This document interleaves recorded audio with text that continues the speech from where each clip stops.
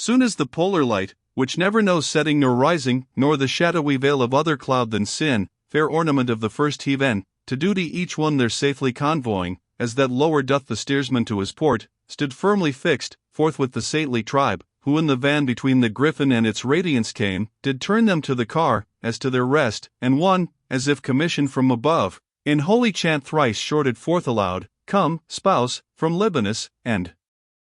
all the rest took up the song at the last audit. So the blessed shall rise from forth his cavern, each uplifting lightly his new vested flesh, as, on the sacred litter, at the voice authoritative of that elder, sprang 100 ministers and messengers of life eternal. Bless thou, who comest.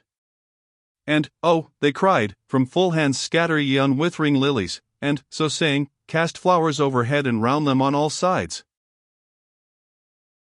I have beheld, ere now, at break of day, the eastern clime all roseate, and the sky opposed, one deep and beautiful serene, and the sun's face so shaded, and with mists attempered at lids rising, that the eye long while endured the sight, thus in a cloud of flowers, that from those hands angelic rose, and down, within and outside of the car, fell showering, in white veil with olive wreathed, a virgin in my view appeared, beneath green mantle, robed in hue of living flame. And o'er my spirit, that in former days within her presence had abode so long, no shuddering terror crept. Mine eyes no more had knowledge of her, yet there emoved from her a hidden virtue, at whose touch awact, the power of ancient love was strong within me. No sooner on my vision streaming, smote the heathen ly influence, which years past, and e'en in childhood, thrilled me, than towards Virgil I turned me to leftward, panting, like a babe, that flees for refuge to his mother's breast, if aught have terrified or worked him woe, and would have cried, there is no dram of blood, that doth not quiver in me.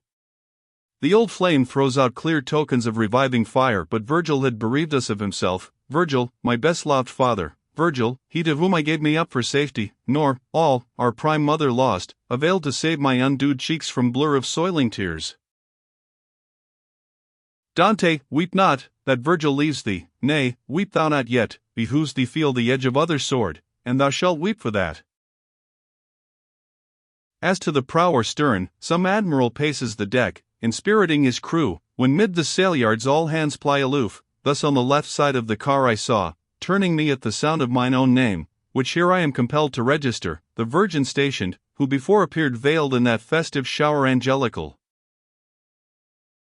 Towards me, across the stream, she bent her eyes, though from her brow the veil descending, bound with foliage of Minerva, suffered not that I beheld her clearly, then with act full royal, still insulting o'er her thrall, added, as one, who speaking keepeth back the bitterest saying, to conclude the speech, observe me well. I am, in sooth, I am Beatrice. What?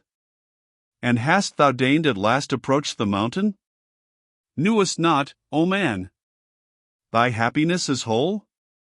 Down fell mine eyes on the clear fount, but there, myself espying, recoiled, and sought the greensward, such a weight of shame was on my forehead.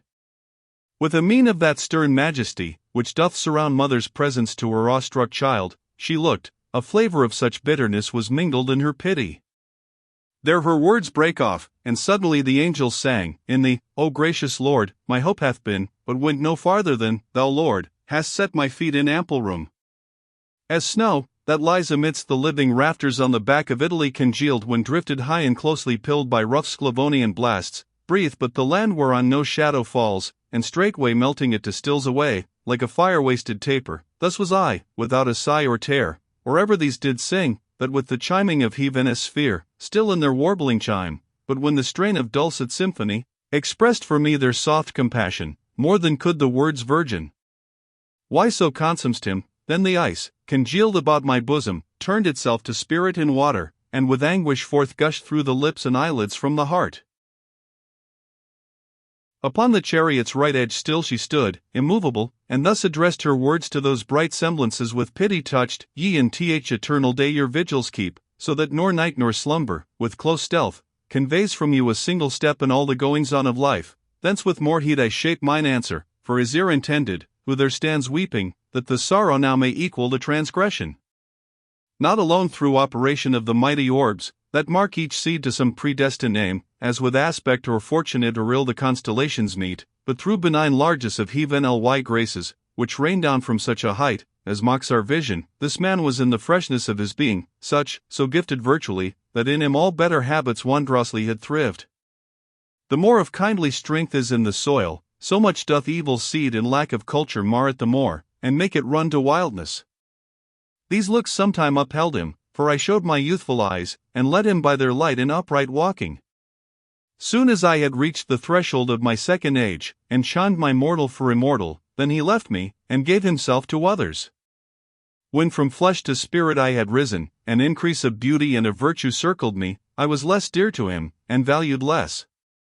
His steps were turned into deceitful ways, following false images of good, that make no promise perfect. Nor availed me aught to sue for inspirations, with the which, I, both in dreams of night, and otherwise, did call him back, of them so little recked him, such depth he fell, that all device was short of his preserving, save that he should view the children of perdition. To this end I visited the purlieus of the dead, and one, who hath conducted him thus high, received my supplications urged with weeping. It were a breaking of God's high decree, if Lethe should be passed, and such food tasted without the cost of some repentant tear.